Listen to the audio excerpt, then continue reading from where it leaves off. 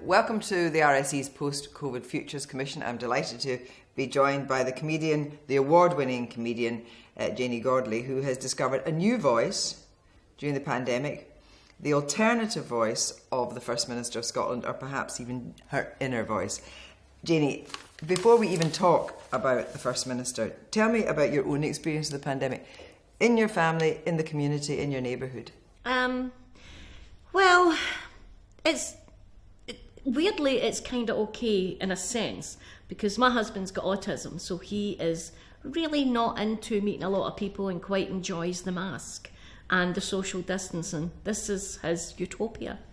My daughter Ashley, who is also a stand-up broadcaster and writer, she's been doing our live radio shows from her bedroom, so I have to be very quiet between 10 o'clock and 1 o'clock on a Friday night, and not let the dog tap about the floor.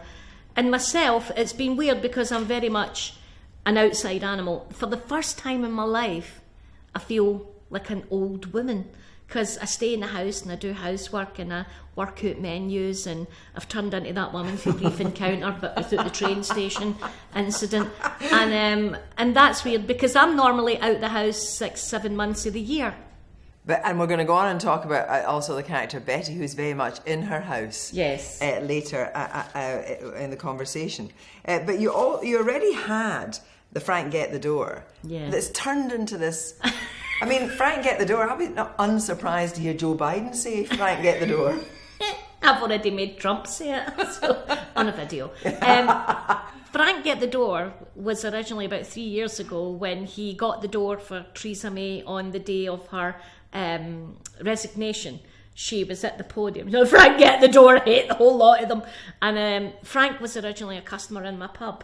I owned a pub between 1980 and 1994 back in the East End of Glasgow. And Frank was a guy who, whenever there was any problems, and I would go, Frank, get the door, and he'd hold the door back while he read a paperback cowboy novel. He was so laid back, and I would get the person out, or he would get them for me. So Frank was a real character. He's very quiet and very unassuming, and I'm sure he's passed away now, but he doesn't know he's dead famous. He's dead and famous. He's dead and famous. Not only is he dead and famous, he's been immortalised by the First Minister. Yes, he has. And I think it was just something nice to say at the end of each COVID briefing. It was like, Frank, get the door. I want a wee quiche and beans today. Just to normal it. I think the point was the COVID briefings were so same, and monotonous. So I kind of tried to make the message stronger. And the danger with the COVID briefings, whoever's delivering them, being samey, is that people don't listen and people stop listening. You glaze over at a point. So yeah. I pick out the most important parts. Right. So what gave you the idea of being the First Minister's secret inside voice? And there was nothing. I was bored in the house. You see, the voiceovers were very successful before COVID. I had just done a tour with the live voiceovers. And the voiceover started when Ashley and I get up and we would put on the TV in the afternoon, and it'd be some old submarine film with Anthony Quayle and David Niven or something. Yes. And Ashley and I go, there's no entertainment on this boat, is there? We would voice over them just to keep ourselves happy. And we did that. We still do it. We still turn the volume down and voice over entire TV shows. And it makes us giggle, Some mother and daughters do crafting and stamping together. We do comedy together. And so then when the COVID briefings came out, I just thought, there's an awful lot of blah, blah, blah here. Let me pick this up a pace. And it was just, everybody, just stay in, or I'm going to come out and put my toe up the crack of your arse. So people went, oh, that's right, stay in, or Nicola will kick us up the bum. But she was delivering quite a clear message. Yeah. And I wonder, did you ever worry that the alternative message almost was going to be the one that was going to garner more attention? I didn't care. The point was, as the message was getting out, stay in the house, stop gathering in the parks with your barbecues and your in the height of summer with your frisbees and your don't let me catch you out there, and fine, if you want to die, go die, that's what's going to happen. I basically imagined a wee woman called Jeanette at a bus stop and how she was translating the Nicola briefings to her friend, wee Agnes. So she'd be standing, did you see that Nicola on the telly? We've not to go out. We've ought to stay in the house. And I just voiced that. The as it has gone on, and they've become, I think, even funnier, and actually bolder in a way, I think. Yeah. And also, you know, it's okay to be emotionally. This is an emotionally frightening time.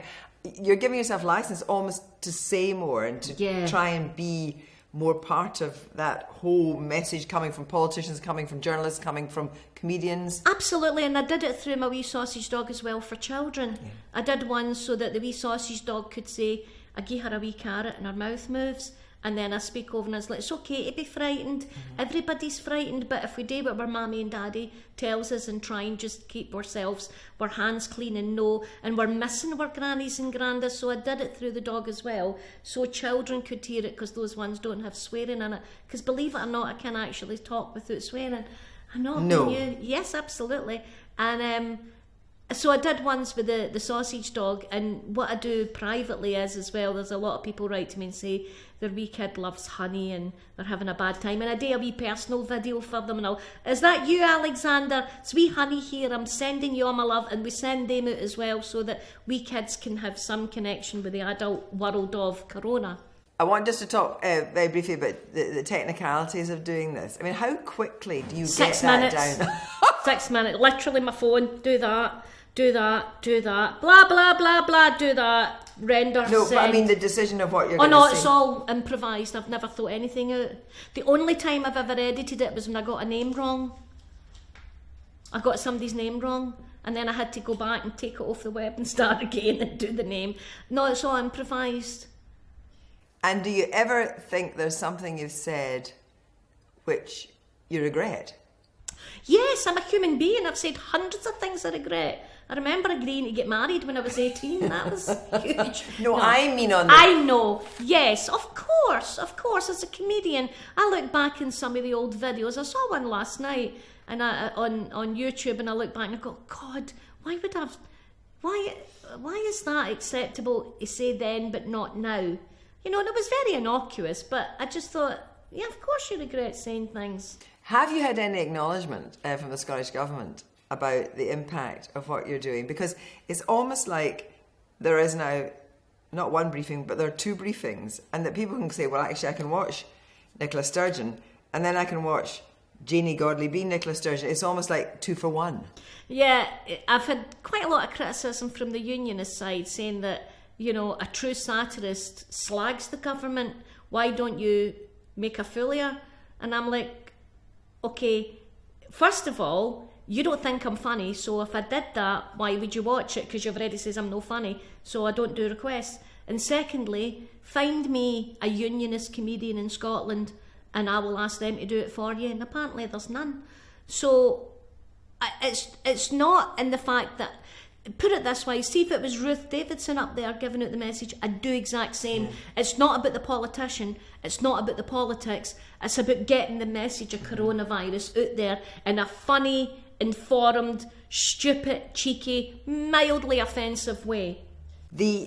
Let's take an example where what you and I would do would have to be very different. So let's take whoever it was, 200 or 300 fans outside Celtic Park, protesting about Neil Lennon. Now, I would be able to say as a journalist, there were X number of fans outside, they were there from this time to that time, there were X number of police officers, X number were hurt.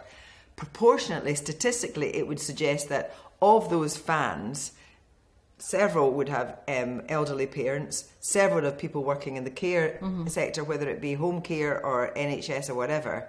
I could say that and people can make up their own minds, but you can just fire in. Yeah, I could just fire in and say, what a bunch of absolute assholes standing outside shouting at it. But the good thing is when they were there, they weren't annoying me online, so I was secretly happy about that.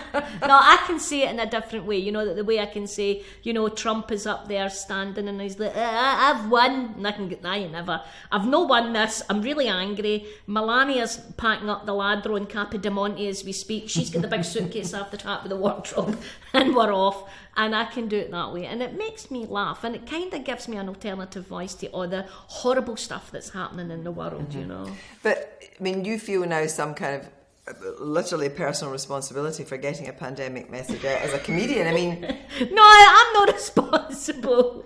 But I mean, it is as if we need to hear the Janey Godley version as well. Yeah, well, I think we all kind of know what it is now. So I think we all know we need to stay in the house, we have to stop gathering, wear your mask, clean your hands, and stop thinking you're particularly exempt from this situation, or I'll run out and put my toe up the crack of your behind. I think they all know now. But the question is that more effective than a straight political message? Yes, it is more effective, I think, because I can have an authentic voice where I'm self-employed. Who's going to sack me for saying that? Nobody. So I can say it and get the message out there. And I do my best just to make it funny and informative and educate it without being, the BBC. It's just me in my living room. And what about the clarity of the message? Because, of course, one of the things that has been said during the whole pandemic is that Nicola Sturgeon's message has been clear and has been focused, and some of the other messages have not. Has there ever been a point where you've thought, I'm not sure she got it right today, I'll just alter that in my voiceover? No, I've actually, when Catherine Calderwood messed up, I ripped her. And when, what was the other woman? Margaret Ferrier. Mm-hmm. And I've actually had Nicola Sturgeon berate them through my voice, going, I'm going to have to put find friends on them to see where they are, and that was that Margaret on a train. Honest to God, you can't trust your own people at times. I will say it, because, and if I think she gets, I don't know if she gets it wrong, because we don't know the figure, if I think that sometimes it's too technical, and I'll just say, right, a lot of people are dying again, that covers it. I wonder, that brings us on to the idea of what is science, because the idea is that, we're all meant to think, well, science is a discipline which must have only one outcome. But now we've learned during the pandemic that as many people are interested in it, have different opinions in it, are actually technically scientists. There is no one opinion of science, and I think that's really difficult for people. Yes, of course it is, and there's a lot of misinformation. Straight away when they announced the vaccine, people were like, oh, well, what about thalidomide? Thalidomide wasn't a vaccine. No. And you get a lot of... So I feel it's comedians' job to say to people, right, stop this. I have it on my Facebook page. If you put up any anti-vax or misinformation, I'm going to block you. Mm-hmm. You need to stop doing this. I'll happily take the vaccine. I know a man contacted me and went, oh, I wouldn't take the vaccine. Wait, mate, you used to take homemade ecstasy when you drank in my pub. I understand your theory here, So I think it's important that we all as a society are doing that. And people say, yeah, but they have to have a platform. No, you don't. If a flat earther comes to you and says, I want to talk about the flat earth, you have no reason to platform them, because that's not a thing. No, by the way. That's not a thing. No, don't platform them, because you're discussing a ridiculous thing. So people will say, but they're entitled to the platform. Yeah, they are, but not with me. They can go and talk to Betty at the bus stop. But then you would have the SAGE committee, you would have independent SAGE, and then you would have what the government do, because all the SAGE just advises the government. And so it's understandable, I think, that there's been so much information out there that people genuinely do feel conflicted and confused and worried, because of this idea that, my goodness, my job is so insecure, they might say, should I go out to my job? Should we go out? What should we do? And I wonder if then comedians and people actually, other cultural figures, can have a role in trying to demystify a lot of that. Well, I think that if the government can't demystify it, I'm going to have a problem demystifying it. But yeah, I agree, there is so much information and there is so much science that we have to believe in, and there is, and quite rightly so. But at the same time, we have to make up our own minds to basically every single family, as far as I'm concerned, this is just my opinion, every single family is a single unit. And it's up to that single unit to decide, do we just throw caution to the wind, or do we try and stick to the rules? And that is as basic as this comes down to. But it maybe is an individual decision, but a family's individual decision could impact a much wider community. And I wonder if you feel in any way that you have a role to be stopped right there. Well, I wouldn't like to police everybody else, but I just do it through the videos and say, look, the longer you go out, the longer we have to stay in. It is that simple. The more you go out without a mask and touch all the vegetables in the shop and annoy everybody and stand in pubs and shout at the top, the more you break the rules, the more we can't get out. And that's as basic as I can put it. I think, though, it must have been particularly hard for people who already live on their own, who are in whatever age, actually, but probably kind of 60s onwards. This must have been an incredibly tough time. I wonder if people in their 70s and 80s and 90s, I'm sure they do, find you. Yes, they do. Right, I tell get me lots of about that. emails. Well, and at the very beginning of the pandemic, my daughter Ashley and I, every single night, 7 nights a week, we would do a live Facebook stream from the fan page, so you didn't have to be a friend, you could just watch it. And we would chat for about 40 minutes every single night at 9 o'clock, and we would get something like 50,000 people watching. And we would be talking about mental health, we would be talking about how difficult it is, we would be laughing, we'd play characters, we'd have a joke, we invented games, we basically, and then lots of people could join in and they're like, hi Janey, it's wee Margaret here for Dundee, and I'm like, oh Margaret, I hope you're well, and talk about it, and we pull on your emotional life jacket and keep your family afloat, and we did wee slogans with each other, and we put up links to each other to chat to. So now we're down to 3 days a week. We do it Tuesday, Wednesday and Thursday, 9 o'clock. Ashley and I do a live stream. We get more viewers than quite a lot of programmes. We put it up and then it stays up so people can watch it again and listen to it. And what we've done is we've built a community, and then I get all these emails every single day. We have the email hour, and people will write to me. My wee granny said she loves your stuff and thanks you for giving her a wee shout out and stuff. So we've created our own wee community of trying to help each other. And yes, people all over, and it's not just Britain. I get messages from all over the world, people in Alaska, Anchorage, California, Australia, all write to me and say, I sometimes don't understand every word, but my God, you've made us laugh. And you're right. And then they share their experiences of how the pandemic is affecting them in their country, especially on that live stream. Yeah. We'll have somebody saying, we're in Melbourne, we're COVID-free now. So people are getting information through different sources. But it's funny because it's as if only through the pandemic has it dawned on people just how isolated many people are. And we speak about mental health, and we put up mental health links, and I talk about mental health problems. I mean, I wrote last week that I was feeling really blue, and the newspapers picked up on my tweet and tell everybody I was dead sad. So that was interesting for me. And I think it's important for people like me and other people who are perceived as very strong to say, I'm really frightened. I get scared. I have 5 mini panic attacks a day. I can be washing the dishes and go, are we all going to die? No, right, go back up. And I think it's important to say that out loud so that people aren't made to feel stupid for worrying. You do get people, don't be so stupid. It's not stupid to worry. It's not stupid to have mental health anxieties and vulnerability. That's a very important natural part of being an adult human and child. But that whole idea of communicating with people all over the world on your Facebook page and on emails, that has been an incredible thing that's come out of COVID. Yeah, it's a shared experience. We've got the exact same experience as a boy who wrote to me in Madrid. We've got the exact same shared experience as a guy who writes to me from Holland. We talk about it, we share information, we share tips on how to do things, and we try. Ashley and I, sometimes at 9 o'clock we feel so bleak and sad we can't do it, but we go on and we say, it's a hard one tonight, guys. I've not really slept well, and Ashley, she cries. She just cries. Somebody will say, oh, my mum's in hospital. She's like, oh, I have to try and calm her down for crying. And we try and just be honest about, God, it's really scary. But it's better than that. Let's all stick together like the war. No, quit that narrative. This isn't the war. We don't have blackout curtains. We don't have this. People aren't dropping bombs. There's a virus out there.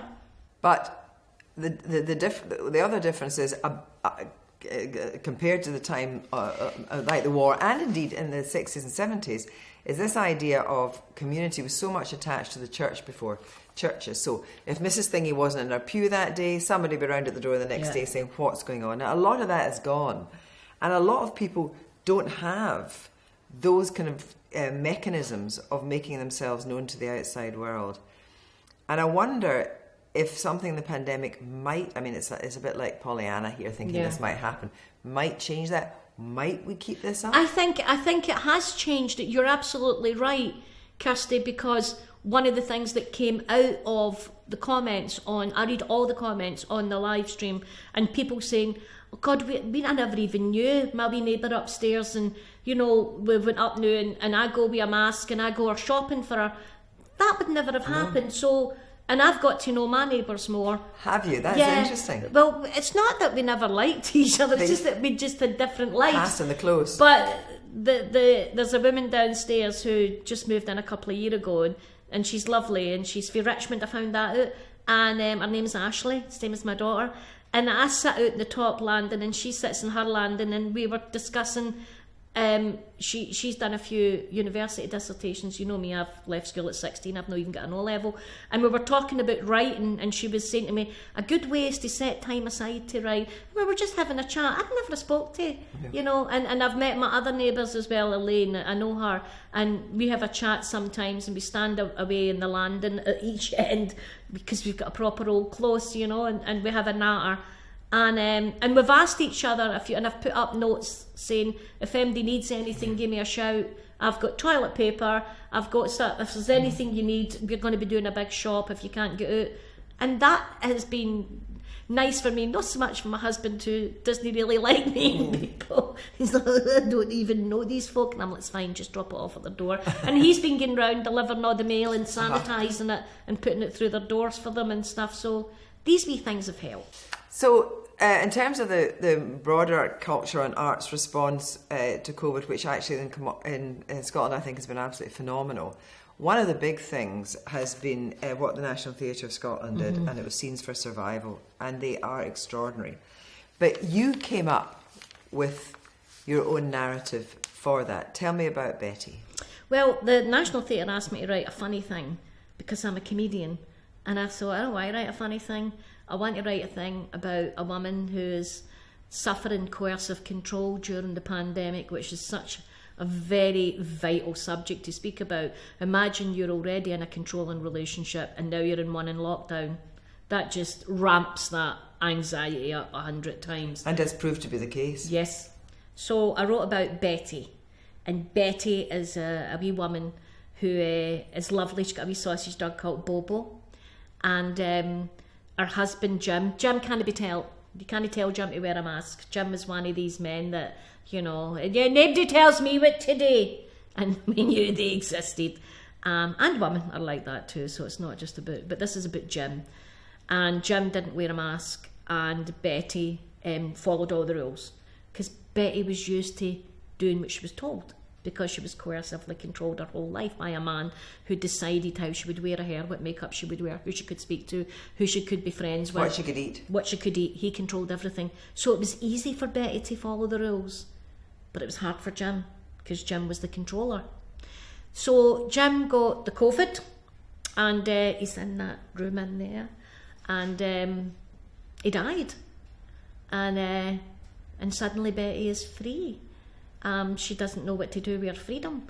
They had to come and take him away, and our boy is in London, her Stephen, and he left home at 16 because he couldn't obviously stand his dad, and so now Betty has got this life that she's trying to navigate, and she's in lockdown, and she's starting to wear brighter colours and let her hair down a wee bit, and she's reconnecting with her family and her friends. And she's making a lot of noise with her dancing shoes on the wooden floor, because Jim didn't like a carpet, didn't like a fabric between his feet, so beneath his feet, so they have wooden flooring, and so she's now got on her dancing shoes clumping about. But in the first episode, there's going to be a third episode. You heard it it's here. It's going to be a fourth. But the third episode is going out on Boxing Day, yes. And Betty, I think, will continue. I can see Betty in your repertoire. I think Betty is somebody whose life we should all get to see open up.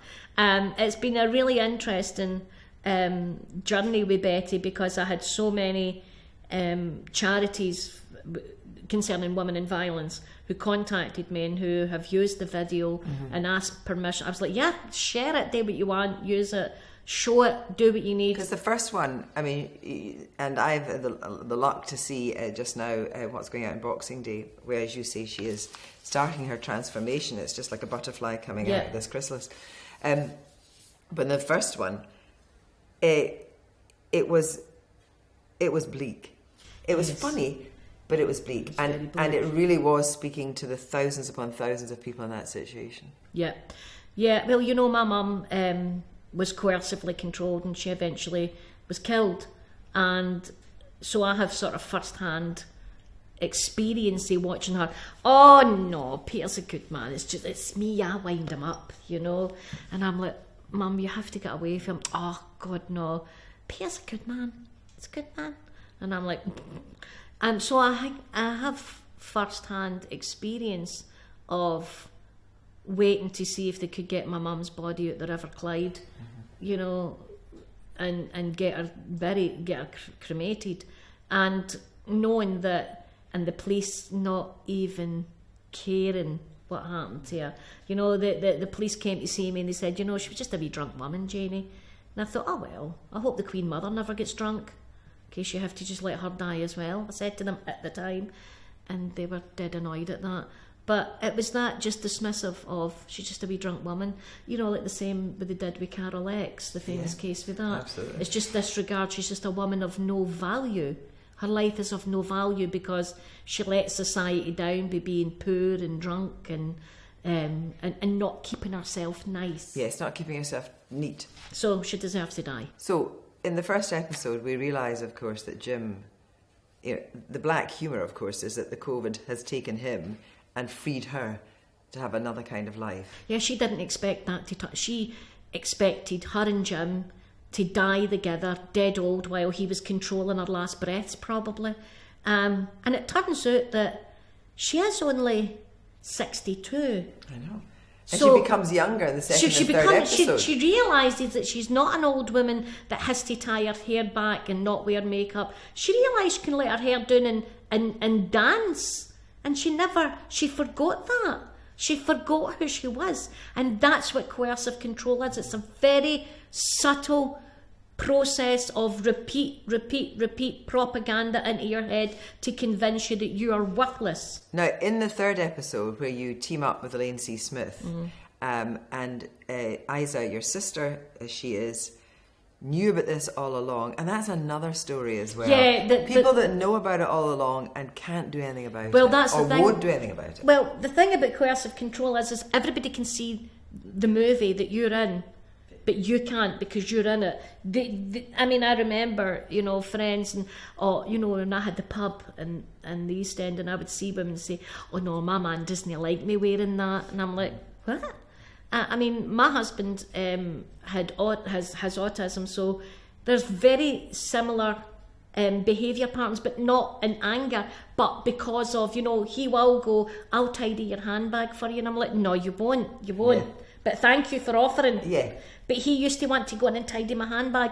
That could look coercive control, but it's not. It's his need to put all my pens together with an elastic band, and I'm like, no, pull the elastic band off. Ashley and I have been defiant in our mess just to rail against his machine.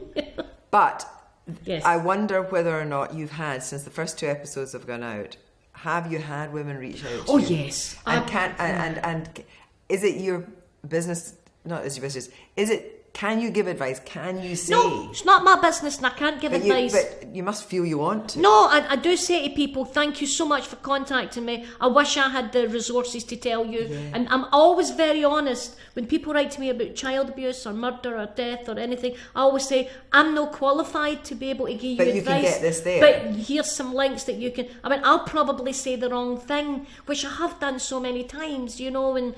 you know, I was abused when I was a kid, and people would say to me, you know, it's really good that you've grown up and you've let go of the anger. I'm like, no, I want him to die.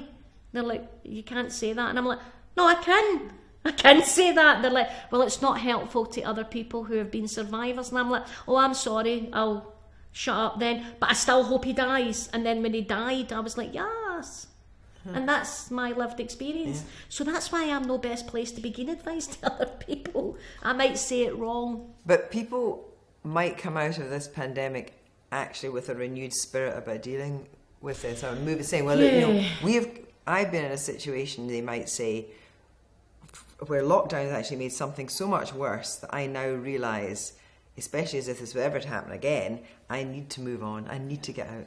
Yeah, I've had a few friends whose marriages have broken down during lockdown. Mine has been on the birth thread of just...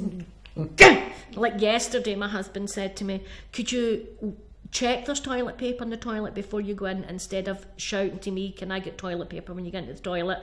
And I was like, why are you even bringing this? I was like, why am I screaming? Why am I screaming? And then Ashley had to come out and adjudicate the argument.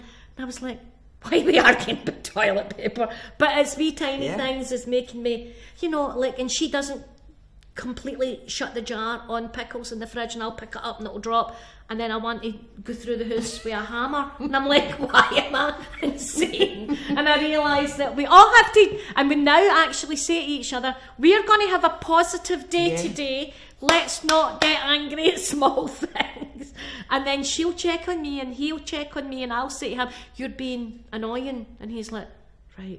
And it's doubly hard for him because of his autism. He can't see a way out. He's like, but I should be allowed to say that to you, because I'm like, and Ashley's like, let it go. And I'm like, okay. But some of the creativity as well that's come out, and for example, wonderful Black Lives Matters murals over at Glasgow.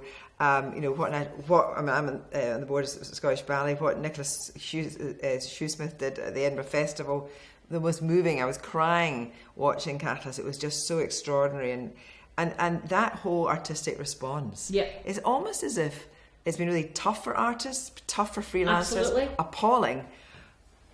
But they've also found there's a sense of a new creative impulse. There is a sense of a new enlightenment. And actually valuing artists. Yes. I've discovered that I can paint more than I thought I could, because I do a bit of painting. You've been writing? I'm writing a book, writing plays. But the thing is as a female stand-up, I found this to be quite an interesting point. A lot of female stand-ups, we don't always get the gigs the boys get. There's a lot of comedy clubs don't book as many women. I won't need to name them, but there is ones that don't. They book mainly men. So women comedians always had a side hustle. We always had a podcast. We're always writing for newspapers. We always had a side hustle going for years. So when the pandemic hit, we already had a side hustle going. And a lot of comics were like, well, what do we do now? And I'm like, make a podcast, write a blog, do some writing, write a play. And they're like, how? And I'm like, well, we always, and that has been a very interesting outcome for me, is that the amount of women who were COVID ready, which was weird. Suddenly my autobiography that was written 15 years ago became a bestseller because people was like, who's she? Buy a book. And we always had a sort of side hustle going. Ashley and I had a podcast going for 10 years. She does Twitch streaming. We've always had videos making. We've always been putting out content because we never always got the gigs. Yeah. So we always had to have other things. That's worked. That has really worked. And that will continue. Yeah, you look at some of the brilliant comics who are, and lots of great boy comics, some of them like Roscoe who are doing great Twitch streams. That's what I love to see, that a lot of my comic friends. Roscoe, who has put a lot of, he was in Up For It with Ashley, Roscoe and Christopher, putting all their artistic content onto Twitch, buying screens and doing green screens and doing animations, and it's really brought something out, and I'm really happy seeing that. I've just recorded an episode of The Reunion, a special episode for Christmas with Michael Rosen, who was in hospital for 3 months. I mean, he was in an induced coma, and then he, after the induced coma, had to learn to walk again. He's still got long COVID. He doesn't have the sight in one eye, and he's deaf. And it was talking with him and his wife Emma and his consultant and the nurses and so forth, and about that whole creative journey to come back to somewhere, and the idea that what his consultant, Professor Montgomery, said was, no matter what doctors and nurses and care staff can do, the creative impulse can be engendered by the tapes, the birdsong, the jokes told on a tape beside the bed, the songs. That's what brings people back. Yes, I agree. We've weirdly stopped watching television and started listening to music. And that's not something we did as a family. But we have, the other night, Ashley made tequila martinis. We're not even big drinkers, but we're going to have cocktail hour and we're going to listen to classical music. We went, that's what we're doing tonight. She made these tequila coffee martini things that were repulsive, and we played music, but we all just sat there, and it's amazing because people are reaching into parts of their creative soul that they kind of went, like me is a great example. I'm a comedian. I don't need to be doing anything else. Let me just go on stage and do my shtick. But now I'm like, God, I'm really good at making videos. Yeah. I'm really good at writing this. I could write this and I can do this. And it's made me realise that there is a lot more to my abilities than what I originally thought. And I wonder if that actually is a case, not quite across the board, but with lots of people who've had to make do and mend during lockdown and change what they do. Yeah. And actually, you can... Try doing comedy on Zoom. Yeah. I did it last night. You've got all these people... and there's just a picture of my dead dad on the wall, and I'm like, this is not the audience I expected. And you can hear them laughing a wee bit, but I depend on me going blah, blah, blah, ha, ha, ha, blah, blah, blah, ha, ha, ha. You go blah, blah, blah, silence. You're like, I'm going to die. My soul has just disintegrated inside me. And trying to learn that skill has been quite a hard one. But for all the different engagements in the arts, it has been really hard, and the government does put an element of money in. But do you think, coming out of this, that actually there has to be? I mean, it sounds so sort of motherhood and apple pie, but there has to be a kind of recalibration about how people. Well, you can't make people read. You can't make people do poetry. You can't make people do stand up. But actually, that side of our lives, for our brain, is as important as any other side. Absolutely. I think people have turned more to the arts and comedy and listening. You look at Mr. Michael Spicer, who does The Voice Next Door. He has come out of this with a skill that he didn't know he had as well. He does those videos, and you look at people. I have never seen so many people engaged in books as I have this pandemic. Me and Jane Fallon and Emma Kennedy and a lot of other writers online, we would recommend books. Now it's a thing. Yeah. And you look at the reaction to Shuggie Bain. Massive. It's a wonderful book. It's a wonderful book. But the reaction's been phenomenal. But the reaction is people are now like, God, tell me a good book. Tell me a good book. And books are for them. And the other thing is that, people that wouldn't dream of going, I mean, as you know, book festivals are seen as incredibly kind of middle class and esoteric. Yes. Actually, book festivals online, people listening. I interviewed Douglas, interviewed lots of different people, and the take up of that is because actually they don't necessarily want to go to Edinburgh or Melrose or Aberdeen, that's right. But they can actually do it. So actually now the digital offering will be as important as the physical offering, if not more, after the pandemic. I have never seen so many people ask me for. I do book recommendations. I'm a voracious reader, and. I listen to, and I do audiobooks, and also I tell people that you can get free audiobooks in the library. You don't have to buy them online, which helps out libraries if you can go online. And I have never had so many people going, what was that series of books that you read? People asking, it used to be 1 or 2, now it's like 70. And now we all go online and chat about books. Music, people saying, oh my God, did you hear that old CD by Nils Lofgren? Really old. And I'm like, I've still got the vinyls. Yeah, Steely Dan. I've got the vinyls. Yeah, so there's this whole people going, I can't do this, so let's talk about this. And that has been really interesting for me as well, and it's engaged me in things that I forgot about, like my love of music and my love of writing and my love of books and paintings, doing wee paintings and drawings, and people going, oh my God, did you do that by hand? Yeah, I did, and I used these paints, blah, blah, blah. So that's been fabulous, I think. And tell me, when are you and Nicola Sturgeon going to be in the same room together? Ever? We have been at one event, but I don't really want to be pals with politicians. They're not my friends. She's a politician. You don't be pals with them. You just do your best. And I know that she enjoys the Frank Get the Door because she did it for the STV charity appeal, and we raised lots of money. That was the other thing during lockdown, is we did charity appeals and we raised a lot of money for the Carers Trust. Ashley and I did a 12-hour live stream and we raised over 14 grand for the Scottish Carers Trust. Then we raised a lot of money for the STV Children's Appeal. I can't remember the exact figures, but there's a lot of money being raised.